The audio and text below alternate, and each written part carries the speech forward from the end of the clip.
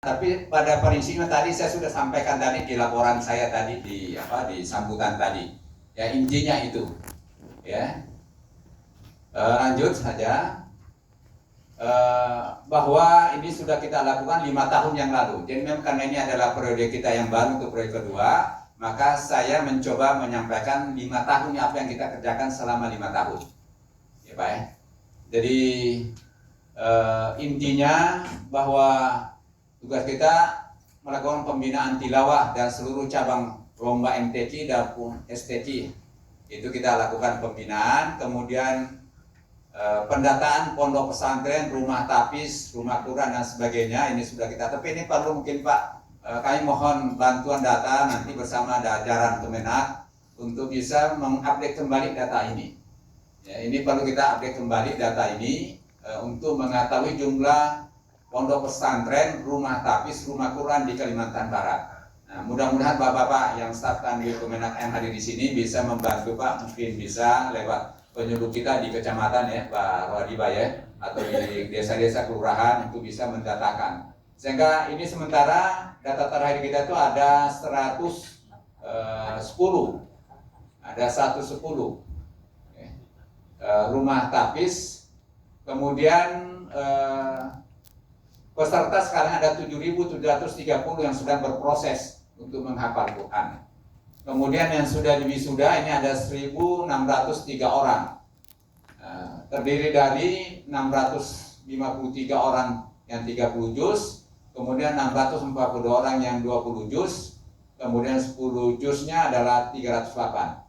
Kenapa ini diwisuda 20 dan 10? Karena waktu itu Pak Gubernur kita Pak Tarmizi menghendaki, dia ingin memang menantang kita. Kalau kita setiap tahun ada 1.000 yang diwisuda dan mengharapkan bisa sampai 5.000 selama 5 tahun. Ternyata memang ya ini kalau sekedar mungkin Pak diwisuda tanpa diuji mungkin bisa tercapai. Tapi kita tidak mau hanya kuantitas, tapi ada jaminan kualitas bahwa penghafal Quran kita yang diwisuda adalah memang sudah relatif sudah mungkin hafalannya. Nah, itu yang sehingga memang ini Pak sangat selektif, sehingga memang baru tercapai 653 dari target beliau 1.000. Nah, ini yang menjadi tantangan kita Pak, dan alhamdulillah Pak PJ Gubernur sekarang ini dilanjutkan program ini. Nah, dan kami mohon dukungan dan kerjasama Bapak LPTQ, Kakak Kemenak Kota, dan Kesra yang selama ini sudah bekerja sama untuk kita melaksanakan uji kompetensi. Dan tahun ini sudah kita laksanakan tahap 1 dan insya Allah nanti bulan depan ada lagi tahap kedua. Nah, jadi mudah-mudahan Pak terus didorong para penghafal Quran kita untuk mengikuti kegiatan wisuda ini yang diawali dengan ada uji kompetensi untuk menguji hafalan anak-anak kita itu. Dan tolong Pak juga bisa didorong anak kita ini bisa menjadi pendidikan formalnya bisa lanjut. Nah, bisa lanjut ke apakah itu di tingkat SMP atau sanawiyah atau madrasah aliyah atau mungkin SMA dan bisa masuk sampai perguruan tinggi. Nah, supaya ini anak-anak kita nanti para Quran kita harapkan mereka menjadi pemimpin bangsa ini. Ya, insya Allah kalau para penghafal Quran nanti menjadi pemimpin bangsa, insya Allah negara kita ini akan lebih baik berkah Al-Quran. Jadi ini Pak kita dorong mereka dan dari pemerintah provinsi juga memfasilitasi mereka yang memenuhi syarat bisa lulus tanpa tes masuk perguruan tinggi. Ya Pak ya. Tolong ini kalau bisa anak kita bisa diberi pemahaman, difasilitasi mereka sehingga bisa memanfaatkan ruang itu. Termasuk yang berprestasi di bidang LPTQ. Nah, contoh ada anak-anak kita yang Khairul Nisa yang sekarang kemarin saya ketemu dia sudah praktek kalau tidak salah, sudah puas ya. Nah, jadi sudah praktek. Mudah-mudahan itu nanti jadi dokter. Kemudian satu kemarin juga penghafal hadis kita juga yang dari Subang, Fuadi. Nah, ini juga sekarang di kedokteran. Itu kita fasilitasi dan alhamdulillah bisa masuk tanpa tes. Nah, jadi ini mudah-mudahan itu bisa kita perbanyak Pak, anak-anak kita penghafal Quran ini bisa memanfaatkan fasilitas itu. Dan di perguruan tinggi juga Pemprov itu memfasilitasi ada beasiswa. Nah, ada beasiswa. Nah, jadi supaya Pak anak-anak kita ini. Kemudian juga Alhamdulillah tahun ini juga sudah ada anak kita memanfaatkan masuk polisi 2 orang. Itu adalah si Fatur Rahman sama Nanang Kosim. Nah ini sudah sedang lagi latihan kerja. Nah, dan mungkin bulan depan dia akan dilantik jadi polisi. Ada 2 orang. Itu hasil perjuangan dari LPTK Pusat bersama-sama dengan Mabes Polri.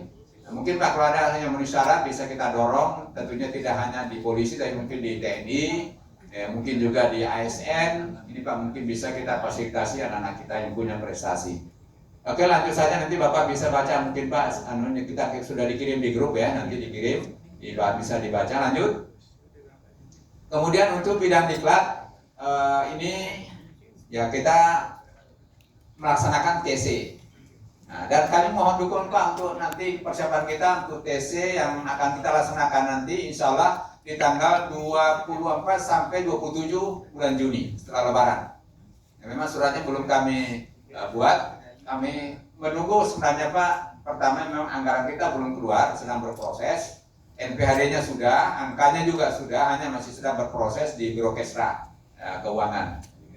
Kemudian juga baru juga di BPSDM itu ada kosong nanti di tanggal 24 itu. Nah, sehingga nanti kita bisa gunakan untuk di BPSDM itu untuk 4 hari untuk pelatihan. Jadi mohon mungkin Pak, terutama yang dari peserta nanti yang ke Kaltim, itu calon peserta kita adalah ada 9 dari kota Pontianak yang saya tahu, kemudian dari Mempawah, dari Sambas Pak ya, dari Sambas, kemudian dari Singkawan juga kalau tidak salah anak-anaknya ya, yang dilawan anak, kemudian dari Tela Putrinya dari Sambas, kemudian Syahil dari Sambas, dua-duanya kalau tidak salah putra putri. Kalau Buraya itu adalah dari Tilawah Dewasa, kemudian Fahmil Quran ya, putra putri juga kalau tidak salah.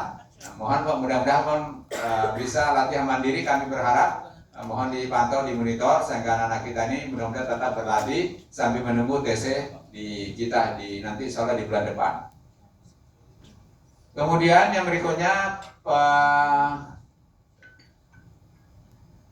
ya ini kita pelatihan ini menjelang pada saat ada PTK RRI. Jadi sebelum mereka kita berangkatkan, alhamdulillah 2-3 tahun ini sudah kita kerjasama dengan RRI. Ini sudah secara kelembagaan kita, jaga kita kerjasama dalam pelaksanaan MTQ PTK RRI-nya. Kemudian juga pada saat sebelum dikirim ke Jakarta, kita laksanakan TC.